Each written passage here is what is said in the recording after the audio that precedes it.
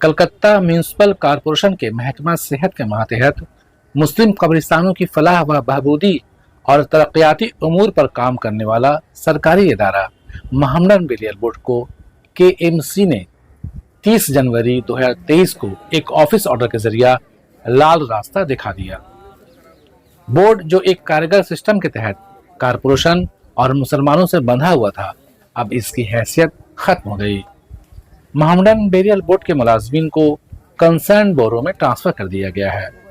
इस ऑर्डर को देखिए, इसमें लिखा है इज्जत माब मेयर के ऑर्डर मुरखत 30 जनवरी 2023 और उसी तारीख के ऑर्डर इज्जत माब डिप्टी मेयर की तकरीर करते हुए तमाम मुलाजमीन रेगुलर और कॉन्ट्रेक्चुअल इस्टेब्लिशमेंट के मामलात जो मोहम्मदन बेरियल बोर्ड मातहत महकमा सेहत हैं, मुतलका बोरो के एग्जीक्यूटिव हेल्थ ऑफिसर्स या मेडिकल ऑफिसर्स इंचार्ज यानी दोनों में से जो पोस्ट पर हों वो ट्रांसफर किया जाता है। इसके अलावा इस ज़िम्न में मज़ीद कहा जाता है कि एक क्वालिटी कंट्रोल बोर्ड की तरह हेल्थ मोहम्मदन बेरियल बोर्ड, जिसे शॉर्ट में MBB कहा जाता है, बदस्तूर काम करता रहेगा और तरक्याती काम और दूसरे उन मुल्हिक मामलात का जिम्मेदार होगा जिसके बारे में वो लोग आला इंतजामिया से सिफारिश कर सकते हैं। इससे कबल बोर्ड को ये इख्तियार था कि किसी भी मुलाजिम के खिलाफ कोई शिकायत मिलती तो वो एक्शन लेता। अब ऐसा नहीं है। अब मुलाजमीन को दूसरे कब्रिस्तान या शमशान घाट में ट्रांसफर किया जा सकता है। बोर्ड के बेशतर एग्जीक्यूटिव ऑफिसर्स गैर मुस्लिम होते हैं, इसलिए जो दिलचस्पी बोर्ड को कब्रिस्तान से थी अब नहीं है। अब कामकाज में लापरवाही पर उन्हें कोई रोकने वाला नहीं है। इस सिलसिले में सबसे बड़ा सवाल ये है कि आखिर पुराने सिस्टम को बदलने की क्या जरूरत थी? बोर्ड के पर को क्यों कतर दिया गया? इस अमल से किसे नुकसान पहुंच रहा था? ज़राए के मुताबिक हेल्थ अफसरान में रस्साकशी थी।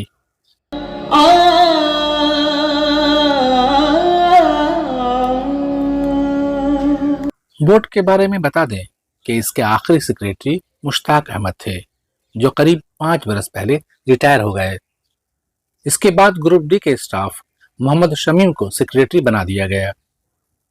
इस दरमियान बोर्ड के कारपोरेशन ऑफिस को खत्म कर दिया गया। सेक्रेटरी की जगह पर नए मुलाजिम की तकर्रुरी नहीं होने से लेकर खुद बेरियल बोर्ड के ऑफिस को खत्म करने के फैसले से जाफरानी जहनियत समझ में आती है।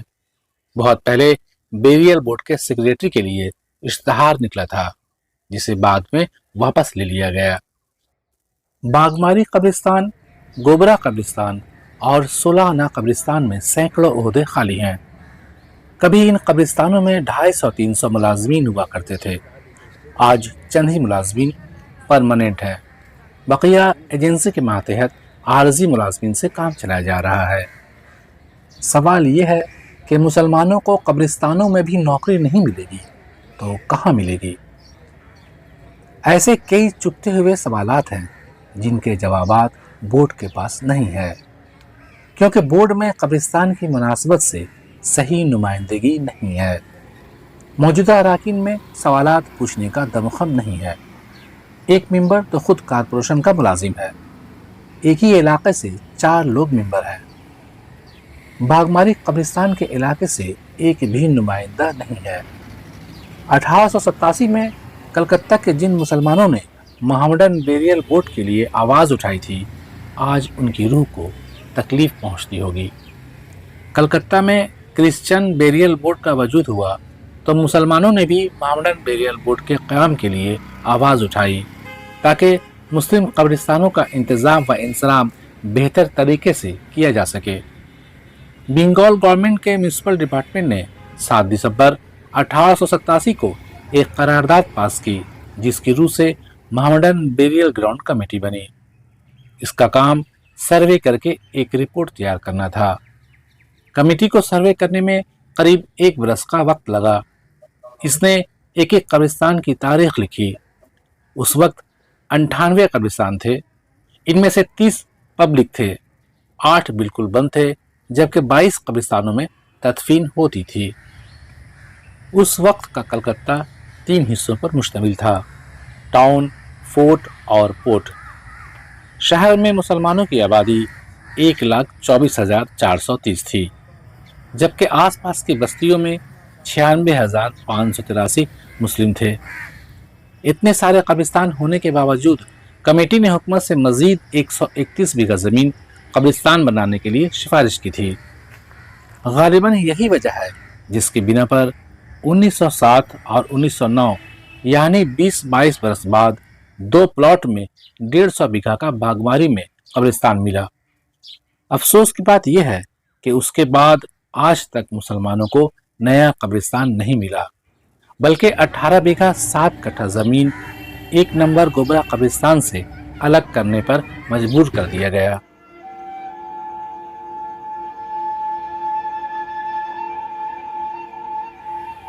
कमेटी ने यह भी गुजारिश की कि मुस्लिम कब्रिस्तानों की मुनज़्ज़म तौर पर देखभाल के लिए मोहम्मडन बेरियल बोर्ड बनाया जाए, जिसे क्रिश्चियन बेरियल बोर्ड की तरह फंड दिया जाए। सालाना खर्च का तखमीना 2000 लगाया गया। कमेटी ने यह भी सिफारिश की कि इसके लिए एक्ट बनाया जाए। अंग्रेजी हुकूमत इस रिपोर्ट से बहुत मुतासिर हुई।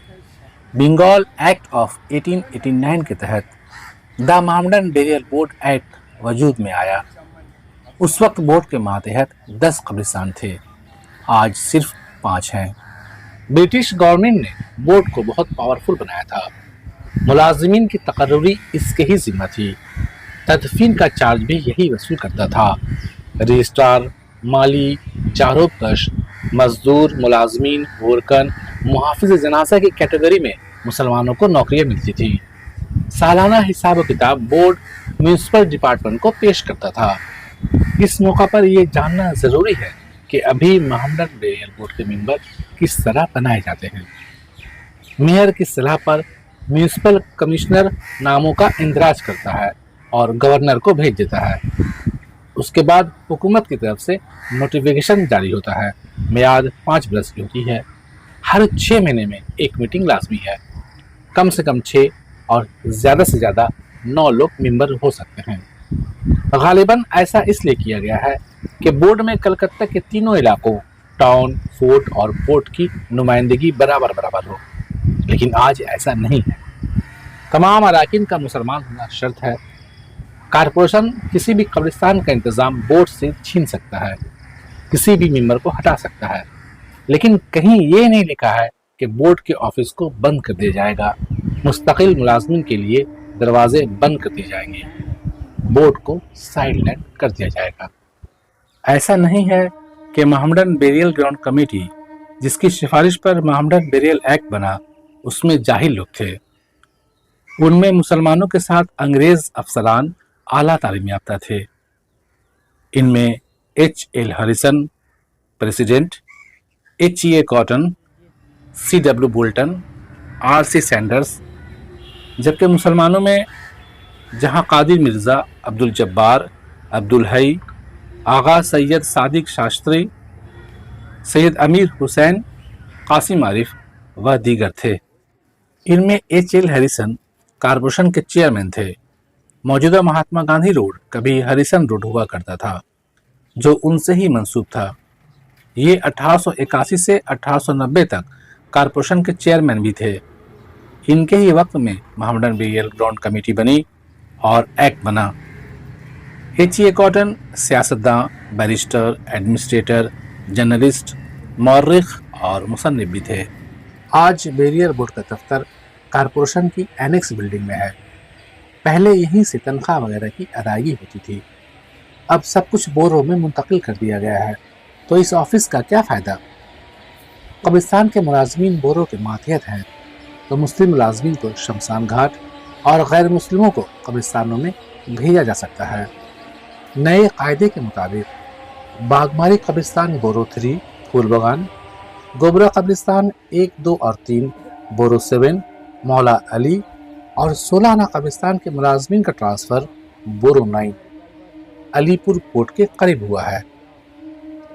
अब किसी मुलाजिम से किसी को कोई शिकायत है तो इतनी दूर क्यों जाएगा? वक्त के साथ पैसा भी बहुत खर्च होगा। इससे कबल बेरियल बोर्ड के मुलाजमीन को एक दूसरे कब्रिस्तान में ट्रांसफ़र कर दिया जाता था।